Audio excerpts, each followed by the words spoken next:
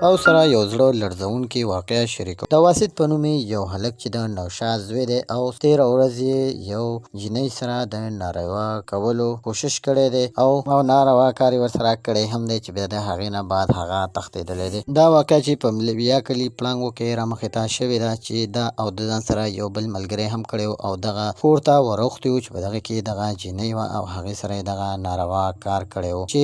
دې سره یې کله دغه کار کړی و او دوی د کلي نه تلي نو بیا هغه جینۍ کور کې خبره ښکاره کړې وه او مور او پلار ته دغه قصه کړې وه چې د هغې نه بعد د هغې مور پلار تاڼې ته راغلي دي او د دغه کس خلاف یې ریپورټ درج کړی دی او پولیسو د هغې نه بعد کاروایي شروع کړې ده چې دغه کس یې اوس نیولی هم دی، ګرفتار کړی دی او هغه اوس د پولیسو سره په جیل کې دی. د دې په باره کې داسې ویل کېږي چې دې دواړو به د مخکې نه هم خبرې کولې او د یو بل سره په موبایل باندې خبرې هم کولې، خو چې جینۍ په بیان کې ویلي دي چې ما ویل چې زه به د ده سره واده وکم او زما خوښ و ځکه مې ورسره په موبایل باندې خبرې کولې. خو د دې هلک ورته په زړه کې داسې څه خبره نه وه او هغه غوښتل چې زه صرف د دې نه خپل مطلب اوچت کم، یعنې دغه کارونه ورسره کوم او بیا یې همدغسې پرېږدم چې دغه کار یې ورسره کړی دی. خو د ځان سره یو بل ملګری هم راوستی دی چې هغه ملګری ورسره هم دغه غلط کار کړی دی او په زور زبردستۍ باندې چې بیا د هغې نه بعد هغې د خپل ځای نه تللي دي بل خوا. نو خوږو دوستانو،